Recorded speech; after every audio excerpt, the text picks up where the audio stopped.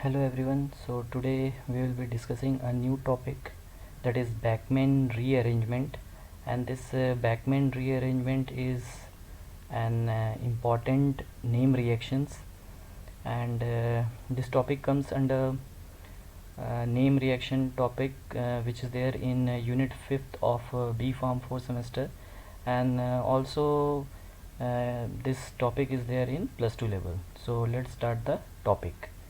तो Beckmann rearrangement हम लोग आज डिस्कस करेंगे। तो बैकमैन रीअरेंजमेंट जो होता है वो बेसिकली एक एसिड कैटलिस्ट कन्वर्शन है। मतलब कि एसिड के प्रेजेंस में कन्वर्शन होता है। किसका कन्वर्शन होता है? Conversion of ketoxime to amide. So basically this Beckmann rearrangement is nothing but conversion of ketoxime to amide in presence of acid. ठीक है, इसी को बैकमैन रीअरेंजमेंट बोला जाता है। ये जो बैकमैन रीअरेंजमेंट जो रिएक्शन है, this reaction was named after the German chemist Ernst Otto Beckmann. तो ये एक साइंटिस्ट थे, इनके नाम पे ही ये रिएक्शन का नाम दिया गया है। ये जो रिएक्शन है ये रीअरेंजमेंट रिएक्शन है, और ये दोनों ही साइक्लिक और एसाइक्लिक कंपाउंड, दोनों टाइप के कंपाउंड में ये रिएक्शन शो होता है। दोनों साइक्लिक कंपाउंड्स भी और एसाइक्लिक कंपाउंड्स दोनों में ये बैकमैन रीअरेंजमेंट होता है। अब जैसे कि बताया कि कन्वर्सन है ये कीटोक्साइम का अमाइड में। ठीक है, ये देखिए, ये कीटोक्साइम का अमाइड में कन्वर्सन होता है। अब ये जो कीटोक्साइम है इसमें एल्डोक्साइम अगर है, अब जैसे यहाँ पे सोच लियो आर ग्रुप है और यहाँ पे भी आर है, तब तो ये कीटोक्साइम हो गया।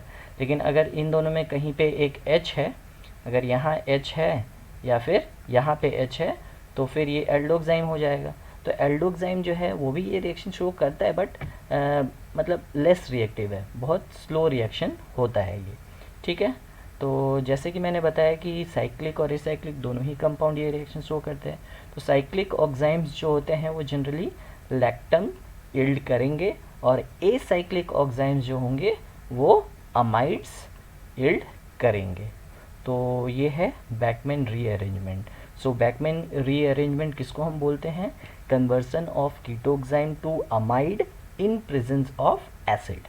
ओके, अब कुछ रिएजेंट्स है, जैसे कि ये रिएजेंट्स यूज़ होते हैं, जैसे कि कंसनट्रेटेड सल्फ्यूरिक एसिड यूज़ होता है, HCl, PCl5, PCl3, then SOCl2, ZNO, SiO2, polyphosphoric acid.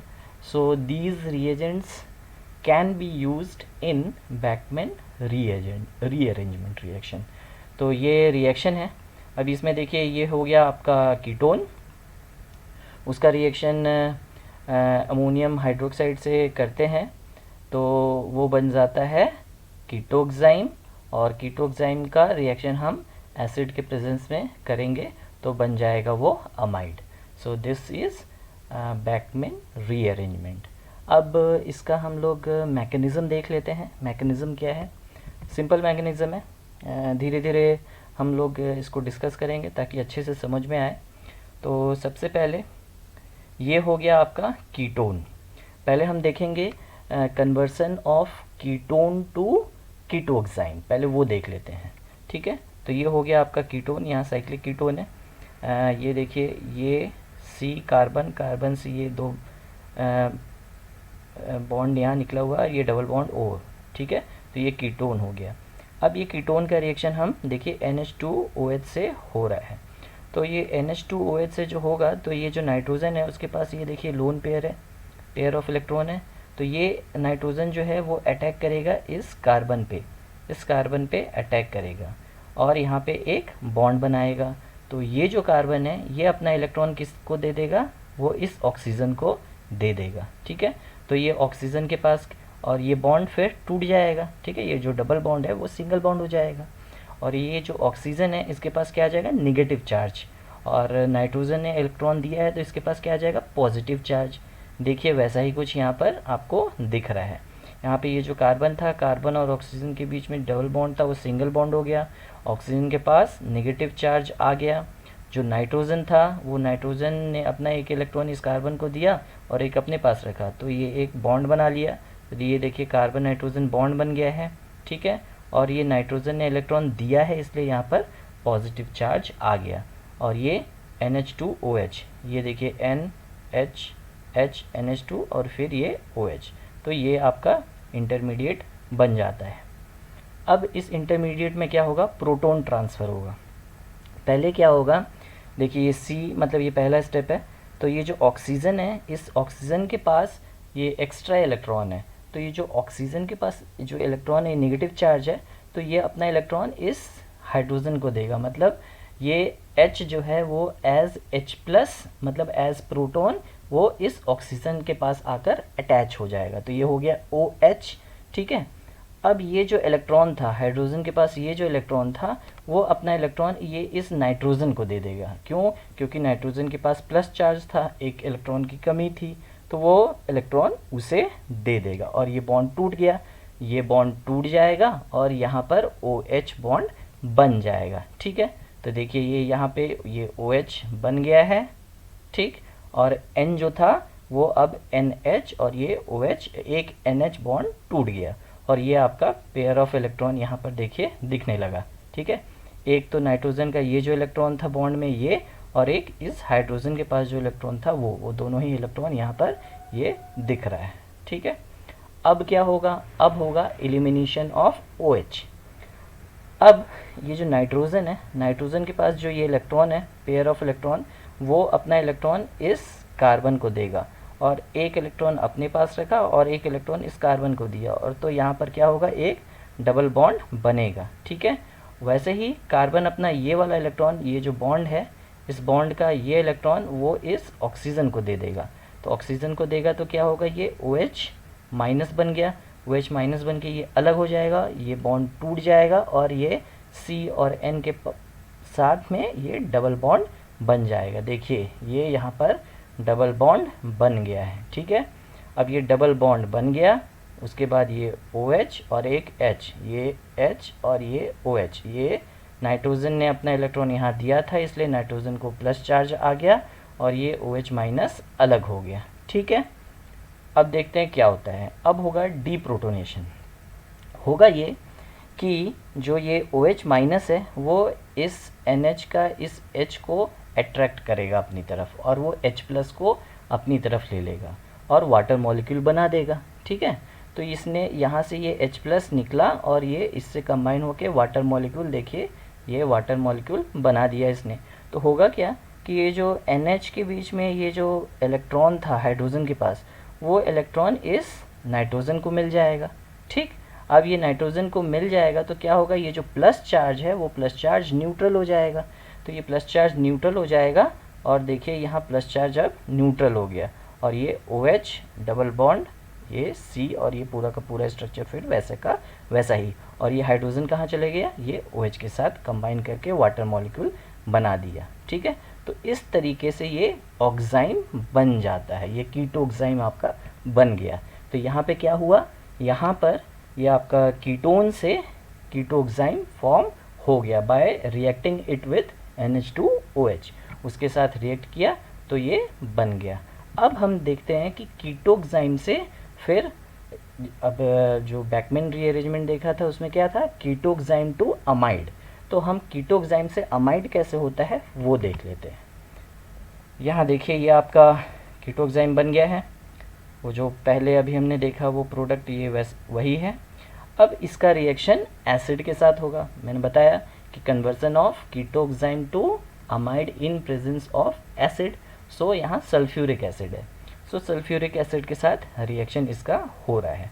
तो पहले क्या होगा, ये जो OH है इस OH में ये O के पास ये देखिए एक लोन पेयर ऑफ इलेक्ट्रॉन है, तो ये क्या करेगा, H2SO4 का ये जो एक हाइड्रोजन है ये एज प्रोटॉन इससे निकलेगा और ये O के साथ कंबाइन करेगा, तो क्या हो जाएगा, और ये O जो है अपना इलेक्ट्रॉन इसे एक दे दिया और एक अपने पास रखा, तो ये एक नया बॉन्ड बन गया, ये OH2 बन जाएगा। यहाँ पर देखिए ये OH2 बन गया और ऑक्सीजन ने अपना इलेक्ट्रॉन इसको दिया था, इसलिए ऑक्सीजन के पास प्लस चार्ज आ जाएगा।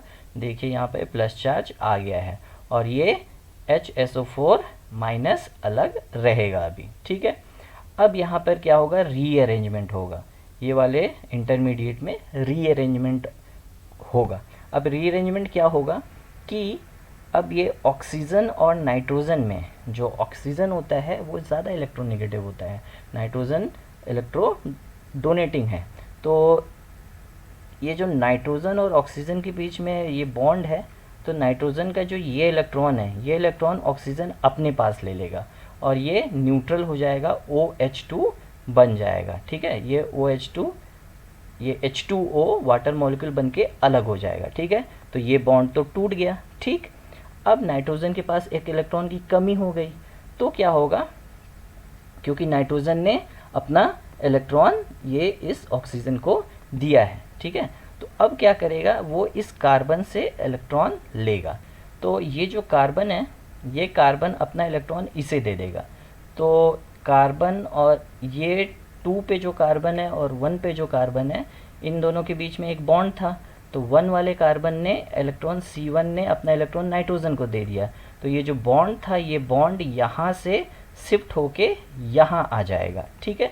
ये बॉन्ड ये टूट जाएगा और ये C2 और N के बीच में बॉन्ड बन जाएगा। तो देखिए ये C2 और N के बीच में बॉन्ड बन गया, फिर N डबल बॉन्ड, C1 तो था ही, ये डबल बॉन्ड वैसे का वैसा ही है, ये वाला बॉन्ड टूट गया, 1 और 2, C1 और C2 के बीच में बॉन्ड टूटा और वो शिफ्ट हो गया यहाँ। क्यों हुआ ऐसा, क्योंकि C1 ने अपना जो इलेक्ट्रॉन था जो कि इन्वॉल्व था C2 के साथ बॉन्ड बनाने में, वो C1 ने अपना इलेक्ट्रॉन नाइट्रोजन को दे दिया। तो इस तरीके से ये इंटरमीडिएट बन गया, ठीक है। अब क्या होगा देखते हैं। अब ये जो वाटर मॉलिक्यूल बना है उसमें ये लोन पेयर ऑफ इलेक्ट्रॉन रहेंगे, 2 लोन पेयर ऑफ इलेक्ट्रॉन रहेंगे और जो C1 है वो प्लस चार्ज आ जाएगा उसके पास। क्यों, क्योंकि कार्बन, इस कार्बन ने अपना इलेक्ट्रॉन नाइट्रोजन को दिया है, ठीक है, तभी तो ये बॉन्ड यहाँ बन गया ना। तो ये यहाँ प्लस चार्ज है, तो ये अपना ये इलेक्ट्रॉन ये एक इस कार्बन को देगा। अब ये इस कार्बन को देगा तो कार्बन और इस ऑक्सीजन के बीच में एक बॉन्ड बन जाएगा फिर, ठीक है, और ये न्यूट्रल हो जाएगा और ऑक्सीजन के पास प्लस चार्ज आ जाएगा। अब देखिए ये OH और H ये वही है H2O, और ये ऑक्सीजन और कार्बन के बीच में ये बॉन्ड यहाँ बन गया है और ऑक्सीजन के पास ये प्लस चार्ज आ गया है, ठीक है। अब ये इंटरमीडिएट बन जाएगा फिर से। अब इस इंटरमीडिएट में होगा क्या, डीप्रोटोनेशन होगा। अब यहाँ पे जो ये सल्फ्यूरिक एसिड का H+ यहाँ यूज़ हुआ था और HSO4 माइनस यहाँ अलग था सॉल्यूशन में, तो वही HSO4 माइनस जो है वो क्या करेगा, ये H+ को अपनी तरफ लेगा। तो H+ को ये अपनी तरफ ले लेगा तो हाइड्रोजन का जो ये इलेक्ट्रॉन था वो इस ऑक्सीजन के पास आ जाएगा और ये न्यूट्रल हो जाएगा, ठीक है। तो ये OH रह जाएगा, देखिए ये OH हो गया यहाँ पर, ठीक है, और ये H2SO4 करके अलग हो जाएगा, ठीक। अब यहाँ देखिए ये OH बना है, O के पास फिर से अब 2 लोन पेयर आ गए, एक चला गया था फिर से ये यहाँ से आ गया, तो ये 2 लोन पेयर दिखने लगा। अब क्या होगा, ये जो ऑक्सीजन है, ये ऑक्सीजन एक इलेक्ट्रॉन अपने पास रखेगा और एक इलेक्ट्रॉन जो है वो इस कार्बन को देगा। तो क्या होगा, ऑक्सीजन और कार्बन के बीच में यहाँ पर डबल बॉन्ड बनेगा, ठीक। अब इस कार्बन के पास एक एक्सेस ऑफ इलेक्ट्रॉन रहेगा, तो वो एक्सेस ऑफ इलेक्ट्रॉन क्या करेगा, वो यहाँ देखिए ये जो H2SO4 है उसमें से फिर से एक H+ जो है वो उसको अट्रैक्ट करेगा, ठीक है। और यहाँ पर C और H एक बॉन्ड, सॉरी, ये जो इलेक्ट्रॉन है कार्बन के पास, ये इलेक्ट्रॉन ये इस H+ को दे देगा, ठीक है। तो ये जो नाइट्रोजन और कार्बन के बीच में जो 2 बॉन्ड था, अब ये बॉन्ड एक टूट जाएगा। क्यों टूट जाएगा, क्योंकि कार्बन ने जो इलेक्ट्रॉन नाइट्रोजन के साथ जो बॉन्ड बनाया हुआ था वो इलेक्ट्रॉन उसने H+ को दिया। तो ये जो नाइट्रोजन है अब वो बॉन्ड किसके साथ बना देगा, ये H+ के साथ बना देगा, तो ये NH बॉन्ड बन गया, ठीक है। और कार्बन जो था उसने अपना एक इलेक्ट्रॉन इस H+ को क्यों दिया, क्योंकि उसके पास एक एक्स्ट्रा इलेक्ट्रॉन आ गया था, कहाँ से, इस ऑक्सीजन से, इस ऑक्सीजन ने एक इलेक्ट्रॉन यहाँ दिया था, तो ये यहाँ डबल बॉन्ड आएगा।